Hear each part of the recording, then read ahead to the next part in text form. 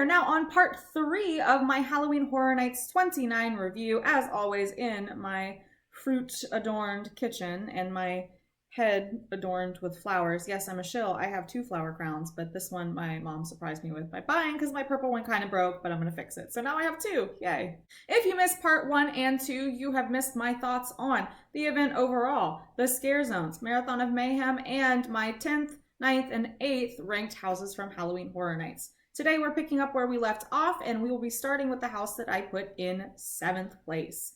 Once again, my opinions are subjective. Your mileage may vary. I've seen so many variations of the ranking list this year, and every single one of them is valid. Congratulations. People like what they like. So this is only my take on the event. Wasting no time, let's get right into number 7, Us. Yes, this was the house that I had ranked at the very bottom of my anticipations list because this replaced, from what I understand, an original house. And I would like to hope that maybe that original concept will appear at some point down the road at the event. You never know. You know, some things have fallen by the wayside that still haven't come to light of day. I'm still waiting on that Chupacabra house I think was supposed to happen one time. I digress. This was the one I was least excited for because I thought it was going to be a last-minute replacement on the cheap, and I didn't really know how well this movie would lend itself to a haunted house. I have seen the movie. I liked the movie. I saw the movie before the event came out, but I did not think it was scary. I thought it was amazing. I thought it was an interesting concept, very original. I loved the whole Hands Across America vibe, and there might be some spoilers in this section if you've never seen the movie, so maybe skip over this if you don't want to hear anything about the plot of Us. But what they did with this was incredible, and just hearing that dark remix of I've Got Five on it got me pumped every single time. And just the facade, it was like, again, what Universal does best. It was like stepping into the world of this movie, and I could not have been happier about that. This was, I think, the top-notch casting this year. I think the superlative I would give this house is most well cast. These people had the mannerisms down. Red with the scissors and the eyes, and especially the one, like all of them, but the one in the living room, people, you would hear people like, oh my God, is that her? Is that really her? Oh, is that an animatronic? Just the movements and the walking were so precise and so spot on to the movie that you wanted to just like stop and applaud and be like, oh my God, Lupita, I love your work. And there were some scares. The dad with the bat got me every time. That loud sound effect was really scary. And the twins popping out from the doors. I think there was also some good mix of humor. They had that scene where whatever they called the Alexa in the movie, they had that with the first few notes of the expletive-filled song that I didn't think they'd play in the house, but it was a nice little Easter egg for those of you that had seen the movie. My only gripe about this house is that as it went on, it felt like there were less actors in it. I felt like some key people were missing, especially the scene when you were underground and there's the schoolroom and the bunnies. I thought there was supposed to be somebody, I thought Adelaide and Red were fighting there at one point, or maybe it was further on in the scene where they had the bunk beds, but they were totally missing at one point, and I would walk through and it would just be like a security guard standing in there, and that was a little weird. So that was my biggest disappointment, that as it went on, it felt like more sparse. Like I saw less of the tethered and kind of like bumped the scare factor down a little bit, but I think this again, like I would have to say this is one of my biggest surprises this year. And my mom said the same thing because she enjoyed the movie, but we both kind of went into it thinking like, we'll do it a few times and, you know, just to say we did it. But this was one that we wanted to do repeatedly when we went to the event. Next up, coming in at number 6, Nightingale's Blood Pit. So I think back to the last time we saw our lovely Nightingales in 2011. That was, I think, you know, I think this year might be my favorite now. Maybe it's a tie with 2011, so it's fitting that the 2 years that I have like the most fondness for had the Nightingales present at them. Maybe that's fate. Maybe just it takes Nightingales for me to enjoy a year as my favorite. Who knows? So I really loved the one in 2011. It is one of my top houses of all time. I loved the sets going through like the trenches of World War I was unmatched. That the whole concept, the whole theme, the whole execution of it was to a T perfect. So that being said, the sequel, prequel, whatever you want to call it, I guess this would be the prequel technically, was a tough act to follow. I was on board with the theme because like I said in my review of Vikings, taking something from history like the gladiator fighting and taking a horror spin on it is really interesting, because again, real life, the horrors of the real world and things that have happened in history are sometimes scarier than any monster that you can imagine. And I can't imagine like being in a gladiator pit. There's lions having to fight a lion, having to fight other people, and just the dirty, gritty nature of it seemed to lend itself to a haunted house. So imagine my surprise opening weekend when I go through this house, and my biggest takeaway from it was how bad it smelled. I just remember thinking, like, okay, the masks are different. I think I liked the ones we saw the first time better, but I get it. They shape shift, they change form.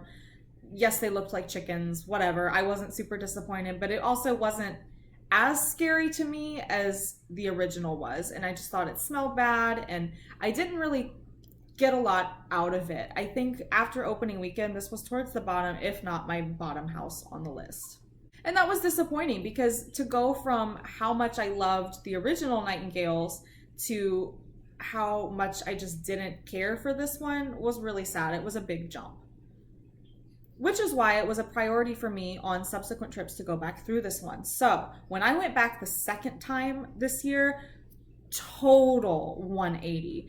The intensity, there was the one character, and I hope people know what I'm talking about. It was towards the end of the house that had that big opening. You were walking in, and then to the right there was that big cutout opening. Homeboy swung like all the way around into that hallway, and one of my friends that had been too said that scare got her every time, and that he kept coming out further and further into their personal space, like as the event went on. And yes, it was like something switched, and the actors just like upped the ante as time went on. And I think I understood and appreciated more of the scenic design when I went through it on my next two visits after opening weekend. I think it was a mistake too. We went in this one when it was still light outside the first time, and my eyes hadn't adjusted, so I couldn't really see a whole lot. But it was just the perfect mixture of like the fog and the smell and the lights and the sounds of the chaos of the gladiator pit above you, but the horrors that were going on underneath. It was like all of a sudden all of the pieces came into place, and I had a new appreciation for it. One of the highlights of this house for me, though, was one of my friends that was leading the way when we went, my second weekend that I went to the event, was just like walking through in the finale room, like kind of dancing and having a good time. And one of the Nightingales started dancing with him too. And then my final time going through the fog, something about the fog and the lights my last trip through this house was too much, and I literally couldn't see. So I walk into the finale and I went, wait, I cannot see. I'm sorry. I can't see anything. And the Nightingales literally, like, I felt like they were like, what is this chick's problem? I mean, they still scared me, but I think I alarmed them by yelling like, wait at first. So I am a lunatic. That will never change. So I'm going to award this one most improved, because my God, it was like the sadness I felt in my heart about Nightingales at first, and then that all went away. It did work. Do I prefer the original still? Yes. Would I love to see the Nightingales again at the event? Absolutely. I think that this concept lends itself to being repeated. I think we should just keep moving through different periods of history. And I think I would like it. Like, I know people said they looked a little chickeny, but maybe if they have a different look each time, that'll be pretty cool. Moving right on up the list, we are at house number 5, Graveyard Games.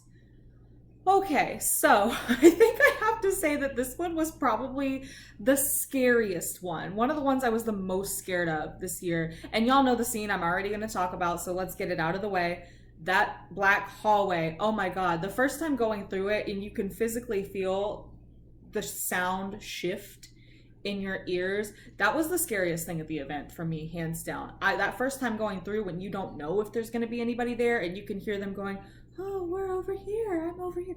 Hell no. That freaked me the hell out. I grabbed my mom and I started dragging her. She actually like got upset with me because I think I pulled her too hard, but I was not trying to hang around in that dark hallway for any longer than I had to. Absolutely no, ma'am. This was another one I got to go in on Unmasking the Horror. And I remember, like, I wanted to cry when they said this was one of the houses we were going to go in, because the detail, getting to walk through this house with the lights on was an absolute treat. Just every moment of it, just the state of the cemetery, the walls, the tombstones, just the empty bottles of spray cans from Sid and Nancy, the two mean teenagers that disrespected the place of rest. And I think they deserved what they got. Sorry. Oh my god, I wanted to just stay in the Unmasking the Horror tour. I just wanted to stay there and look at everything. Going through the hallway where the candles blow out. It just everything. I need to get it together because I feel like I'm just like randomly saying stuff that was in this house. But the backstory of this one too. I love a house with like a rich backstory, and this was one that I hope a lot of the general public enjoyed too because it was an interesting backstory. And for those of you that don't know it, there is this cemetery that the spirits do still like to visit, and little kids come and play hide and seek, and it's fun, and the spirits like to play along with them, and it's all like good, innocent, ghostly fun. Well, these two jerk teenagers, Sid and Nancy, decide they're going to go in and defile the place of rest, and they anger the kind of motherly spirit, the glowing mother of the cemetery, and thus their fate is kind of sealed from that moment forward, and they die horrible deaths. Props to the glowing mother. Is anything scarier? Okay, so if the black hallway is the scariest thing, the second scariest was walking through the hallway with the candles and you hear her say, like, you have defiled our place of rest, and those candles blow out, and then the doll heads start to move. I didn't do anything wrong and I still felt threatened. Number one, scariest, the black hallway. Number two, the candles going out. Number three, those smile masks from the, no. I remember I freaked out. I watched people around me freak out. Those masks are some of the scariest that I've ever seen at the event. And that was one of the things that, like, after opening weekend and I came home and it would be nighttime, I would just be trying to sleep and I would think about those horribly distorted smiles and just want to die. Someone described this house as if you took the opening scene from Poltergeist at Halloween Horror Nights 28 and made it a whole house. And I have to agree, I feel like a lot of the costumes were maybe recycled. Did it bother me? Absolutely not, because the execution of this house was perfect. I never had a bad run through it. It seemed like this one went on forever. And I know that people were moving through slowly. I think that the black hallway kind of slowed people down a bit, but it felt like you were never going to get out of this house. And I think that just added to the fear of it. And there were times that it felt like so claustrophobic, and like the walls and the tombs were closing in around you, and just everything. It was like they took this wonderful story and this wonderful theme, and you can tell how much heart the designers had for this one. There was no moment, there was no set, there was nothing in this house that was not well thought out and well done. That's gonna do it for me today for my review of Halloween Horror Nights 29. I will have one more part left in which I detail my top 4 houses. This is probably going to be a longer one, but I wanted to have like more time to devote to the top 4. I wish I could just sit down and talk for an hour about each of these houses, but I feel like the top 4 are the ones I have the most to say about. So join me back for part 4 of my Halloween Horror Nights 29 review. I will see you there.